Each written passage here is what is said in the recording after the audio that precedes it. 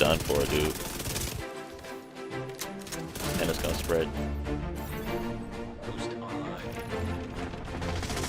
One's on me. It's trash. Down.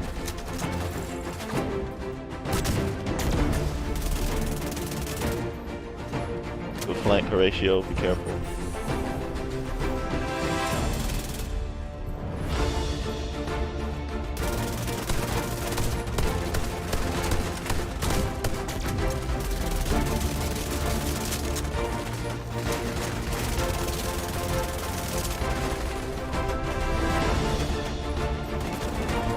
Where's your shield?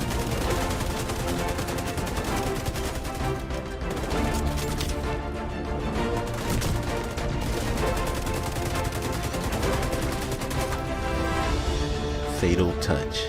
Yup, I said it.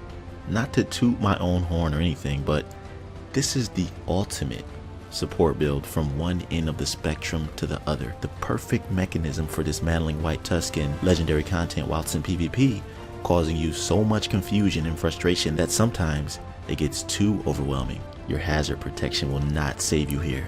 There's so much happening all at once. I call this Fatal Touch because it's the complete opposite of what you'd use with this particular gear set.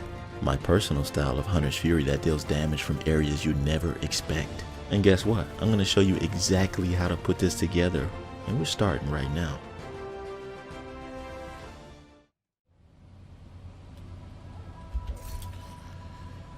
Okay, this build right here is next level. I know everybody is running 4-piece Hunter's Fury for DPS builds, and rightly so. It's perfect for DPS builds, but because it's so perfect for DPS builds, I wanted to go another way so that I can complement the bonuses, if you get what I'm saying, right? Because after analyzing the gear set, I realized how much potential it has with everything else it offers. Hunter's Fury 2-piece already gives you extra weapon damage, so this allows you to pivot into other areas that can benefit you and your team as a support player, the ultimate support player. Just a plethora of debuffs and status effects that occur to your enemies all at once. Plague of the Outcast, Toxic Delivery, the Vile Mass debuff, Disorient, and Disrupt. All separate sources but can be activated by doing very little, killing one enemy. And this will put you into a loop of everlasting status effects and debuffs. It's literally nuts. You don't have to kill the enemy, but that is one of the best ways to start this chain going. And with that, I'm going to start with my primary. This weapon has grown on me. I really didn't like it before because of how toxic it used to be when people were using TP Pestilence. It was just very annoying and I despised this weapon. But after that crazy meta calmed down, it allowed me to open my eyes more to this weapon. And I've already made a build with it before, but this right here, I think fits perfectly with this weapon. I'm sure by now, everybody knows what the Pestilence does. It hits apply debuff, dealing 100% damage over 10 seconds. This stacks up to 50 times. So you get a full stack on somebody, kills them, that stack is going to spread to anyone within 25 meters. Now 25 meters is a huge radius. The secondary I'm using is the Tactical Vector SBR with 𝐁𝐞𝐜. I have one with measured on it for the fire rate, but I think 𝐁𝐞𝐜 is perfect for this simply because I'm using my skills a lot and that's where 𝐁𝐞𝐜 shines the most. The pistol I have is just the card custom in case I want to have one extra skill tier. Nothing really special about that. But the reason why the Tactical Vector SBR is so good with this is that Hunter's Fury, when you get within 15 meters, it activates Apex Predator, where enemies receive a debuff. Another debuff, amplifying your weapon damage by 20%. Now just remember that because I'm going to get to that after I talk about the Vile Mask. This mask is great. It has status effects already, which is what you want. And this build might seem a little complicated, okay? So I want you to listen because I'm going to break it down real easy for you so that you understand exactly what's going on here. Okay, Toxic Delivery gives you a debuff that's activated when you apply a status effect on an enemy. This debuff's strength is based upon how much status effects you have. So as you can see, I have a 4-piece Hunter's Fury. Every piece of Hunter's Fury that I have on has status effects rolled to it. Now it'd be good to have one that drops that already has status effects rolled on it in case you want to be a little more tanky, because right now I'm at 1 million armor and I believe I do have one that's rolled to armor. Yeah, the knee pads. So every single one of these pieces here has status effects rolled to it.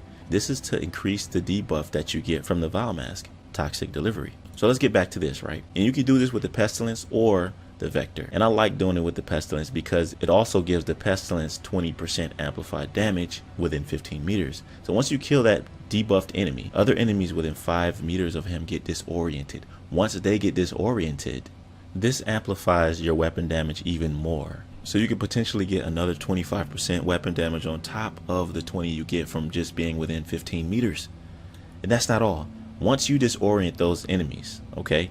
And by the way, this chest piece has a unique talent on it called Endless Hunter, which increases the stack's duration from 10 seconds to 30 seconds, which is a very good chunk of time. So yeah, once you disorient the enemy that you kill, this will then activate the Vile Mask, because a disorient is a status effect. That status effect then activates Toxic Delivery. There's a lot of stuff happening right here, so just stay with me, okay?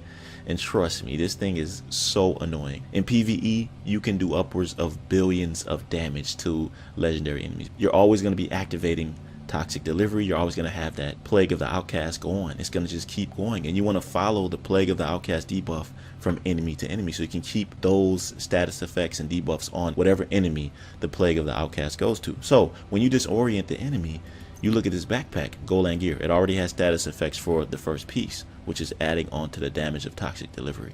Okay, I wish I had one with status effects rolled, which I'm looking for right now, but you want Creeping Death on the backpack, because what Creeping Death does is any enemy within 8 meters of the target that you apply a status effect to spreads to them, which then spreads the Toxic Delivery. So this is damage after damage after damage over time. It's just going to keep applying to everybody. Now, in PvP, it's a little bit different, right?